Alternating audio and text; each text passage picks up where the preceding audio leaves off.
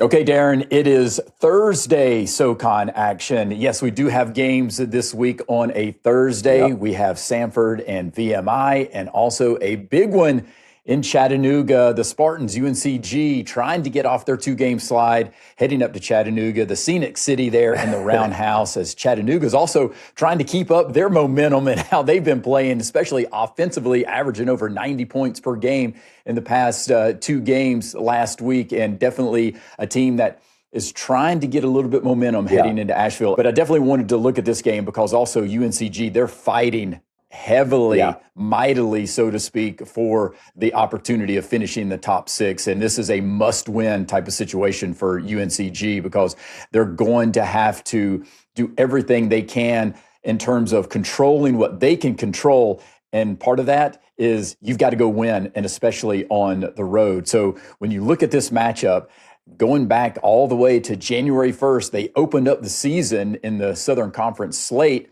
These two teams, UNCG gets the win 77-72 there at home. And it basically came down to Justin Neely and KJ Younger. And they showcased just how dominant they can be interior and also getting some opportunities getting to the free throw line. UNCG got to the free throw line 31 times in this game, and Chattanooga didn't even get to the free throw line 10 times in this game. And that right there is a recipe for disaster. Yeah, no, it really is. I mean, if you look at it, they're going to have to play better. They were really, that was just frankly not a really good start for Chattanooga to start off the conference slate. But I think now is they can't look at the standings. They can't get caught up in the standings. They have to go control the controllables, and that's going in taking care of business in Chattanooga.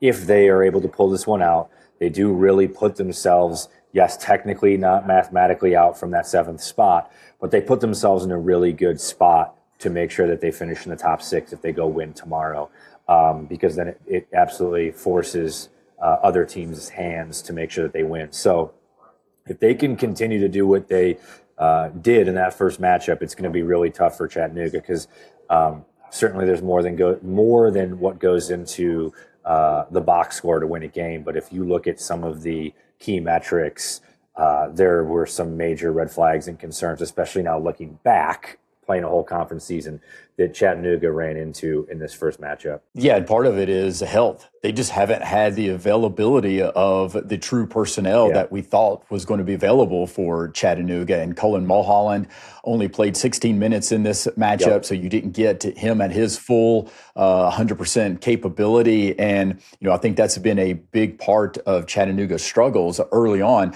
But now are they finding a little bit of rhythm? And the key is also going to be, can they slow down a team? We saw that their defense still has some issues, giving up a lot of points to the last two games. And so now can you go on the road where you haven't had a whole lot of success? And so I think this game comes down to, can you utilize your strengths? And unfortunately for UNC Greensboro, their strength is not their defense necessarily, but they do have the strength inside. Get it to Justin Neely, get it to KJ Younger, have those guys do their work inside, and then can you push out the perimeter and run Chattanooga off the three-point line, because they're going to shoot the threes. Oh, yeah. I mean, they love shooting the threes, and 39% of their points come from the three-point line for Chattanooga. So can you limit that?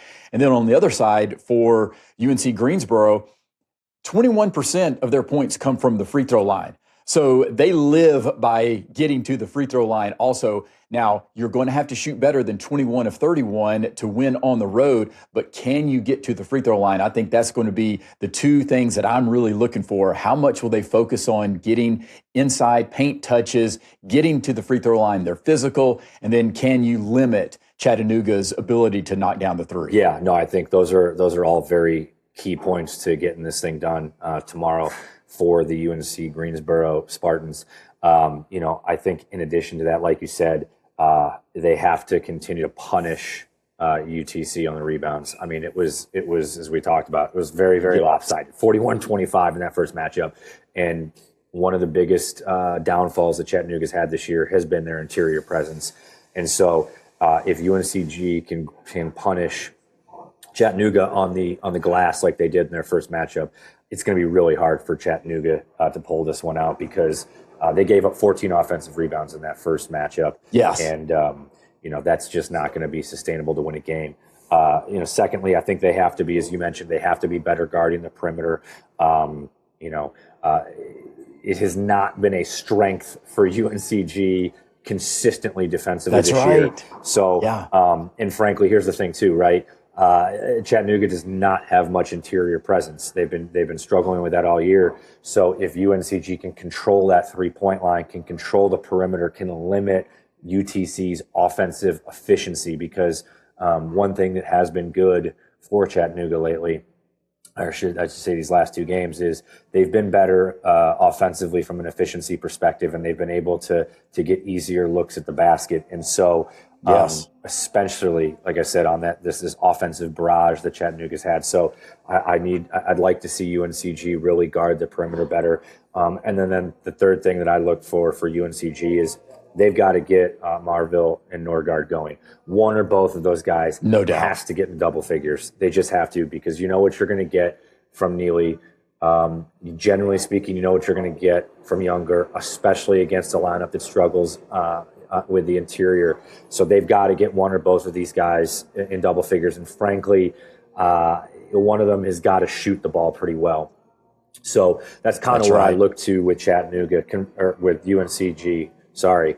Conversely, with Chattanooga, I look to them rebounding as well. They have to close that gap on the rebounding margin, especially offensively. If you give up 14 offensive rebounds, you're not going to win a basketball game, because you're just giving the other team far too many opportunities at second chance points. Now, that said, their 2-game winning streak, Chattanooga is plus 26 on the glass. So that's trending certainly in the right direction there. And then we talked about it with being something that UNCG needs to emphasize. But conversely, Chattanooga's got to get some interior presence. They've got to get something from Mulholland. And Makai Richards needs to be able to do something. Yep, absolutely. And then I think for Chattanooga, the last key I'd add is, can they be efficient and effective offensively?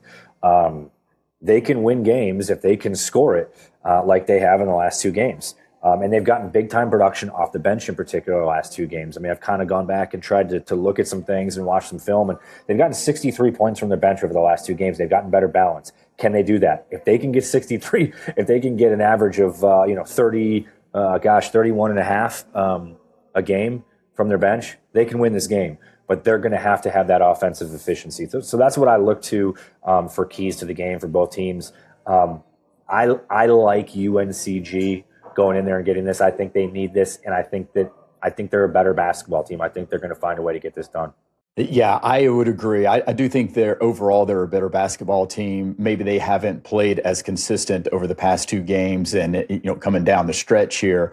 But I do think that you're going to see Marville or Norgard hit a couple of shots to open up the interior, because I would imagine that Chattanooga is going to try to do whatever they can to pack the paint and make it very difficult to even have entry passes into the paint. So you're going to be able to have to knock down some of those shots, not at a high volume, just enough to pull the defense out. That's all you need right there. And getting those offensive rebounds, you talked about it, 14 offensive rebounds for the Spartans in that first matchup led to 13 second chance points. Chattanooga only had 2 second chance points. So that is a big indicator also as far as some of the success that we'll see in terms of if UNCG can get the win. Now, they've struggled on the road, though. That's the only caveat to this. And Dan Earl is such a good coach. He is. But I do think I'm leaning for UNCG, because I think there's something about, hey, their backs are against the wall. They know they need this win to keep pace there to try to finish in the top 6.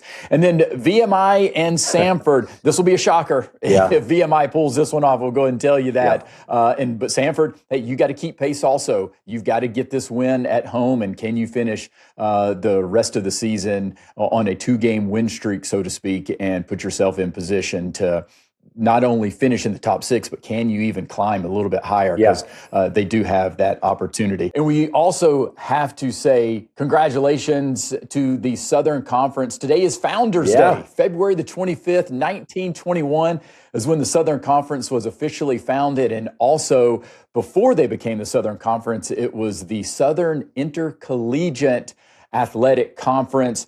And they had their very first basketball tournament started today in 1921, the same day that the Southern Conference was founded there in Atlanta.